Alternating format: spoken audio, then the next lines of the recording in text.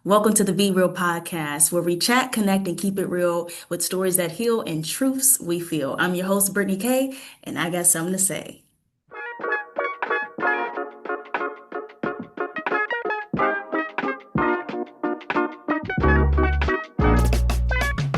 Today's topic, we're talking all things how your relationships with family and friends shape your romantic capacity. In the guest seat today, Ben Shabad, a mental health therapist. He's going to tell us some insights on how we can reflect on our family and friendships and how that can dictate how good of a romantic partner we will be. So, Ben, if you can just give us a brief recap of what you do, your background, and your schooling and your profession. Yeah, sure. Well, first, thanks for having me, Brittany. It's really nice of you to include me in your podcast. Um, yeah, so I'm a mental health therapist. I see clients, all over Illinois and in the Chicago area, especially. Went to school at University of Illinois, and yeah, I've been practicing for a long time now, and really enjoy the work, and I think the topic that we're discussing today is really applicable to a lot of the things that I see with my clients. And so relationship is a huge theme. Relationships, I should say, is a huge theme that comes up during conversations and that people struggle with, and sometimes they feel stuck in that area and they're not sure which direction to move. And so I'm glad that you have me on to talk about this.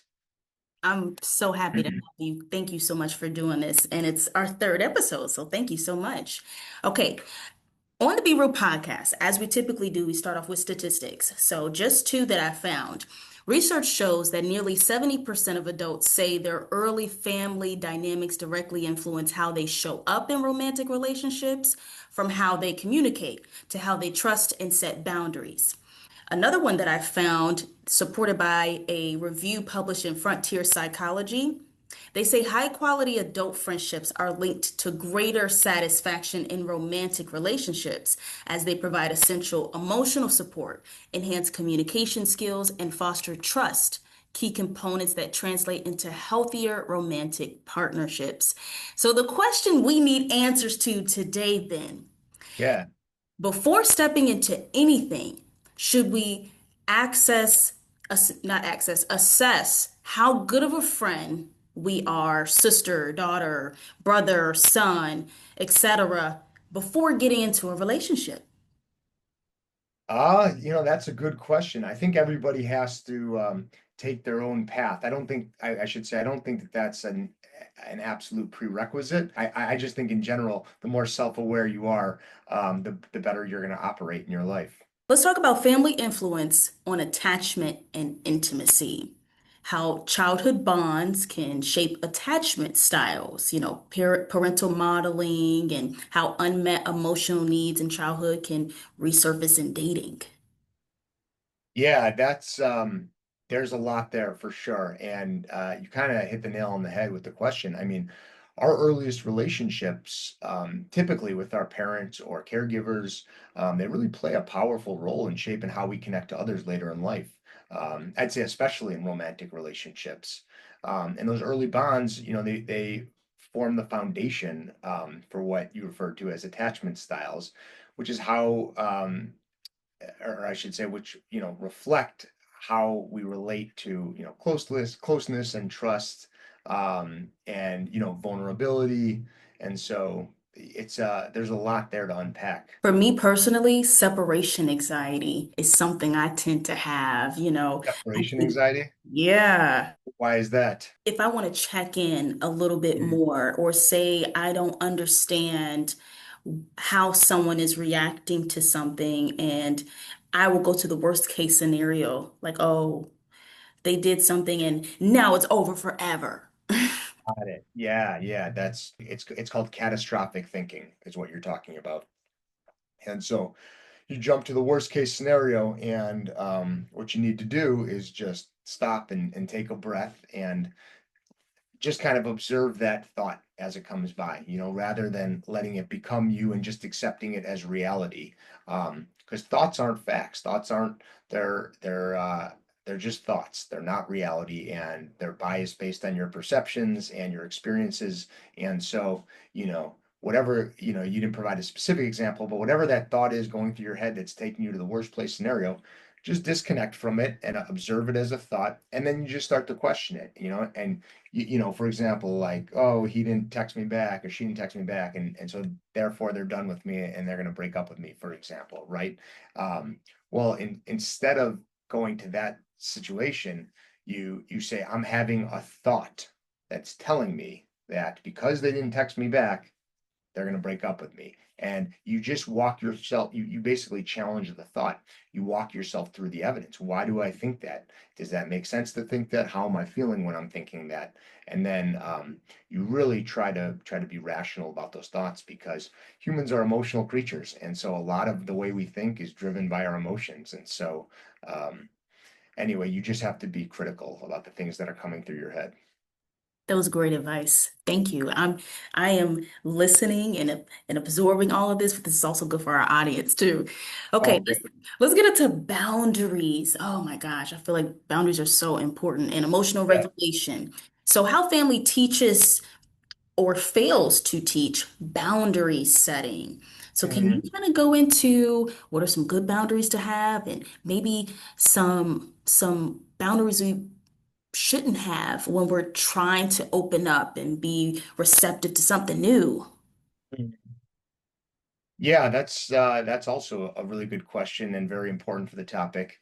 Um, let's see. I mean, I think, going back to families and upbringing, families really are, oftentimes they're our first teachers when it comes to boundary settings, right? And so it's what you observe from it from an early age.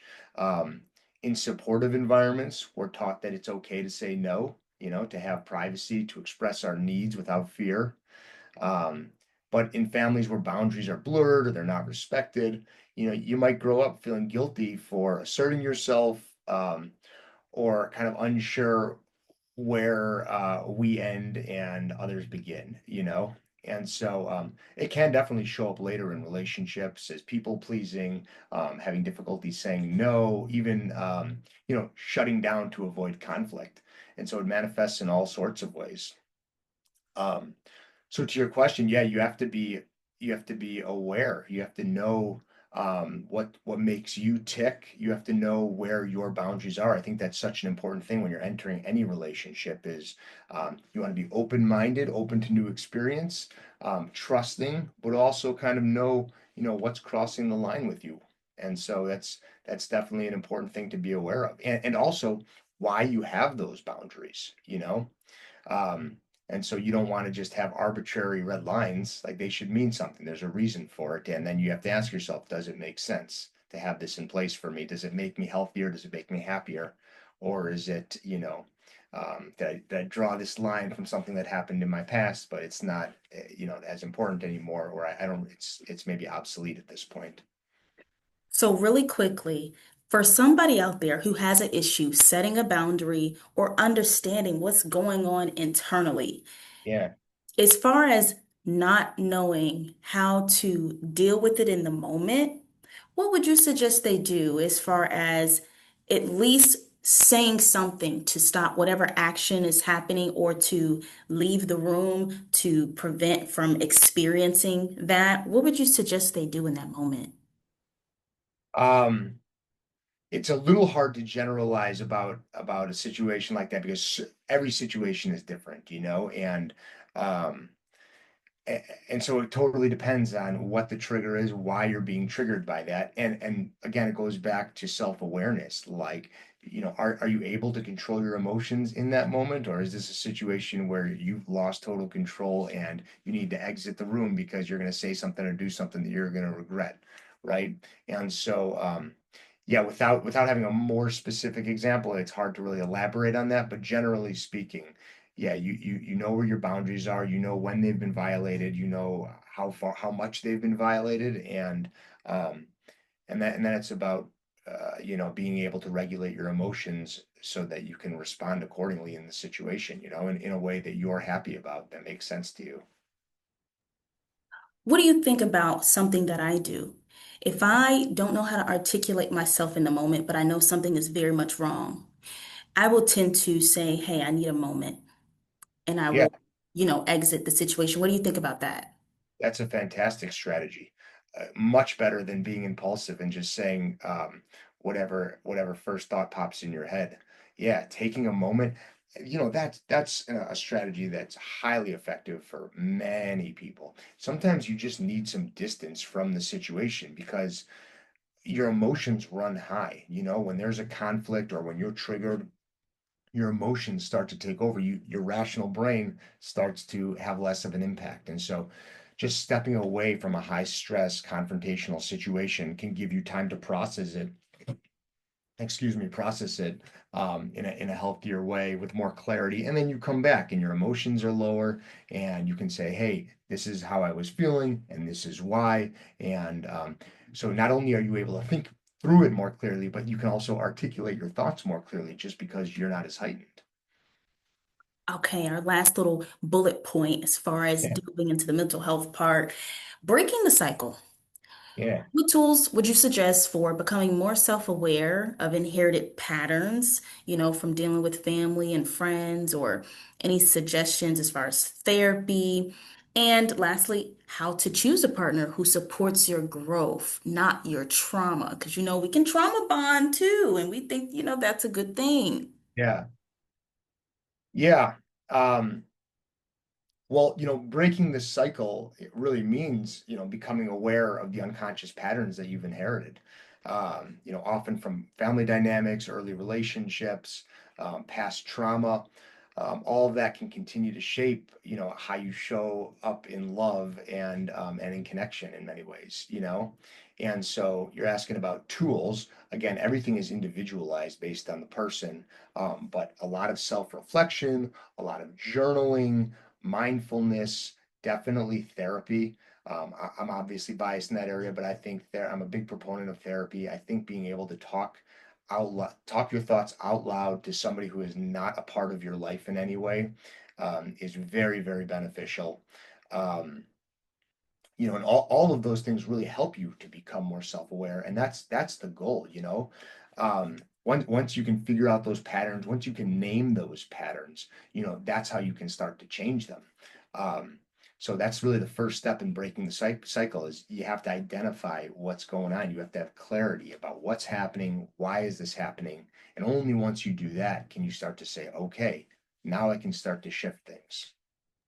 I think a really good point to highlight with this episode is a lot of time spent with self first before entering into a relationship. The self-awareness instead of waiting for someone to make you aware about something bad, about you or something damaging to the Yeah. relationship.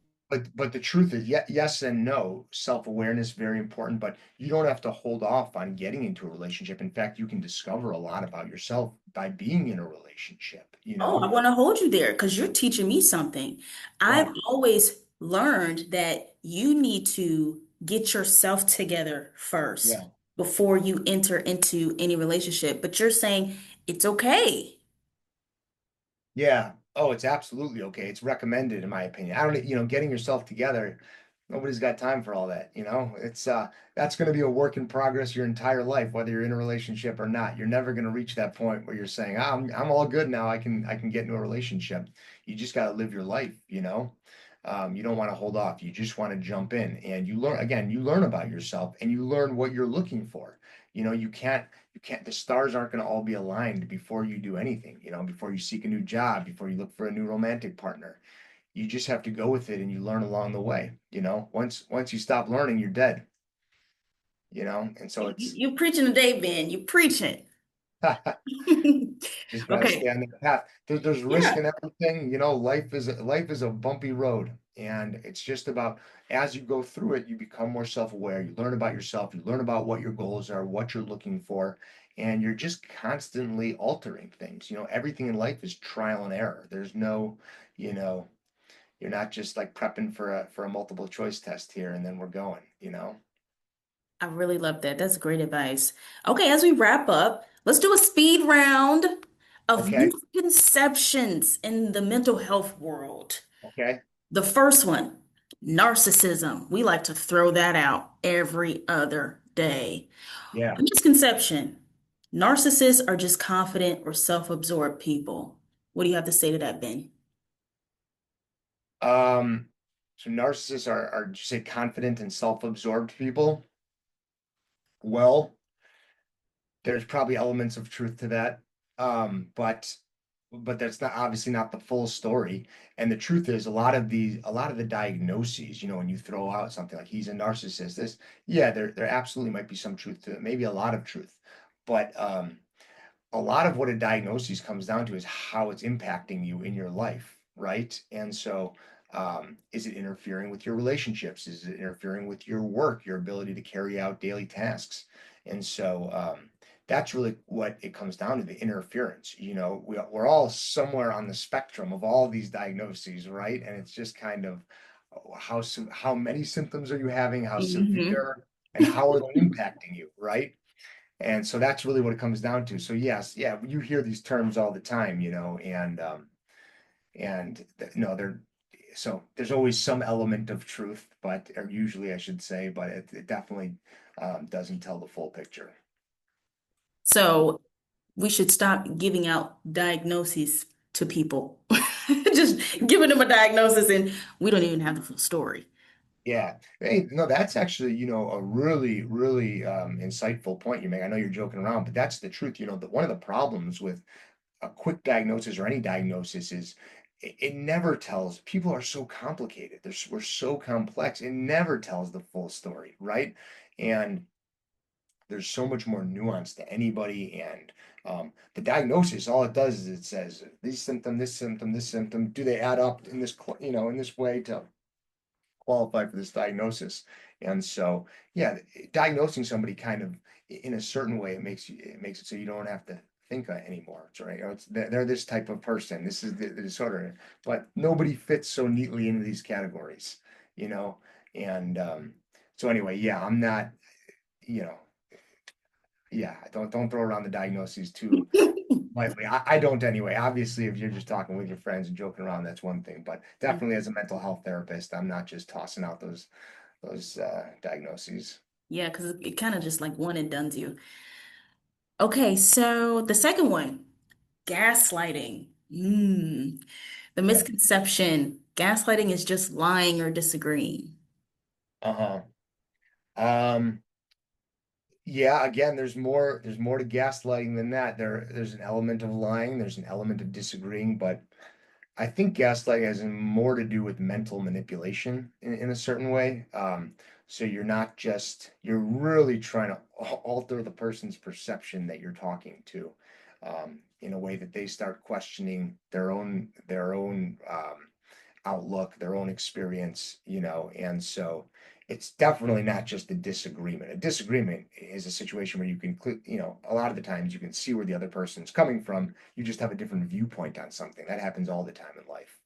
Gaslighting is more, I'm gonna try to make you question what you saw, what you heard. To me, that's what gaslighting is. I'm not, no expert on that terminology, but when I hear gaslighting, I think it's much more about psychologically manipulating the person that you're engaging with.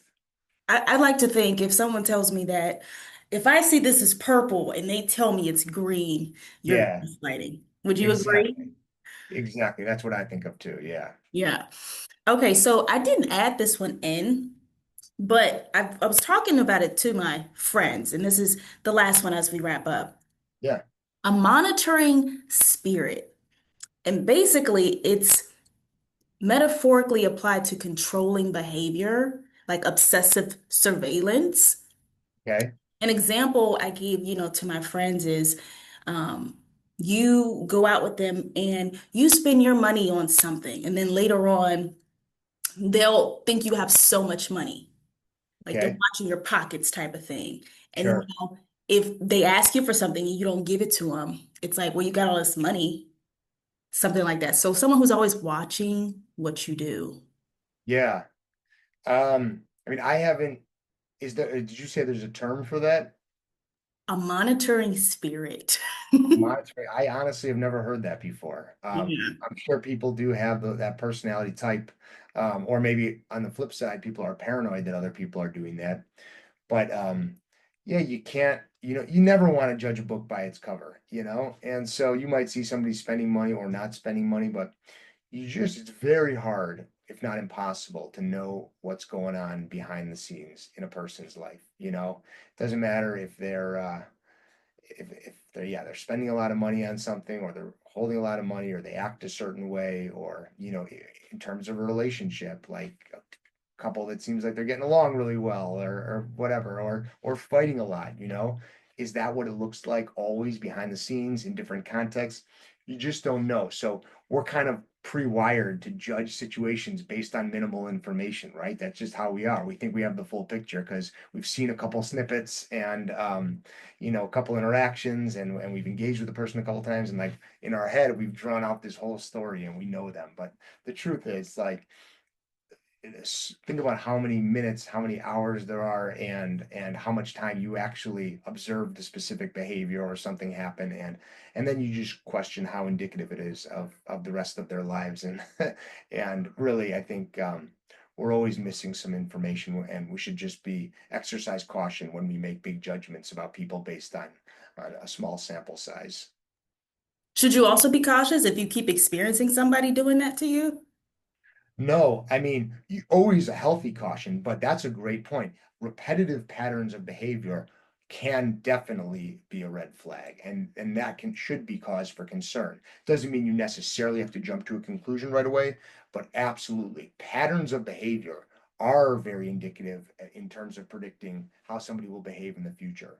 And so there's a lot of data to back that up. So yes, if somebody keeps behaving in a certain way, acting in a certain way, you can bet it's probably not going to be the last time.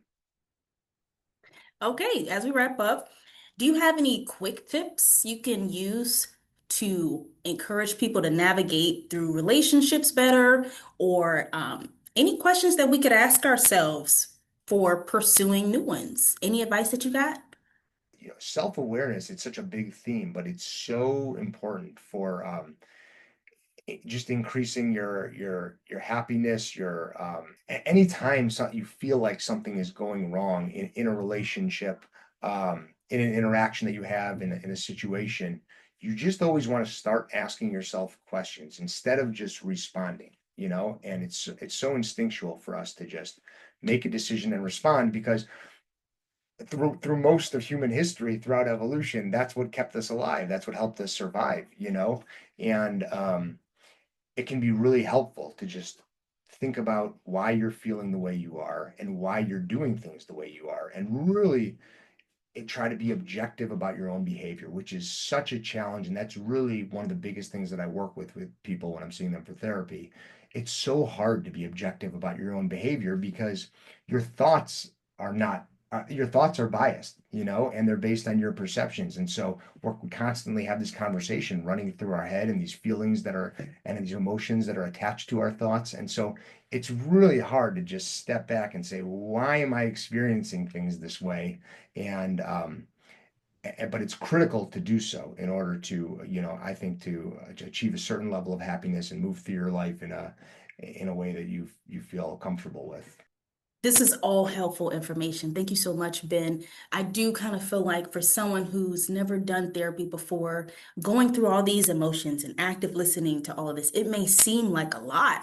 The easy way out is to just make a decision really quick and just move past it. But to really Yeah. sit and listen and process, it's a Yep. lot. And So, yeah, Brittany, the yeah. other thing is we were talking about patterns of behavior.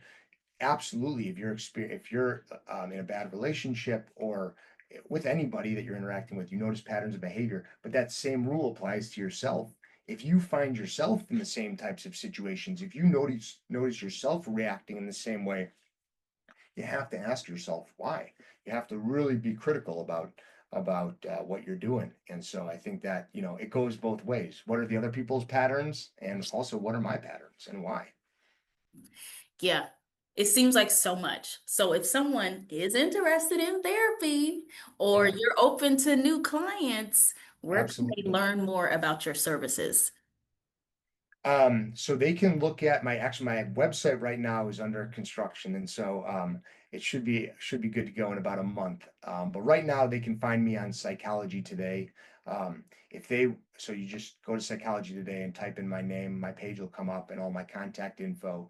Um, the other way is if they are just looking for some mental health tips and tricks, I post that all on my Instagram page, and that's at Ben Shabad finally. And kind of relates to what we were just finishing up with there, which are what are just some quick, useful tools I can apply in my everyday life to help me, manage stress, manage anxiety, get through the day more easily. Then I try to post as much as I can on my Instagram page as well. Very valuable resources. You literally get free health advice from a health professional through Instagram, social media, where everybody is. So, Ben, Yeah. thank you so much for your insight and giving us some tips from your professionalism. Really appreciate it. And I hope this helped you guys. So, thanks so much for joining the Be Real podcast, where we chat, connect, and keep it real with stories that heal and truths we feel. Thanks a lot, Brittany. I appreciate you having me on.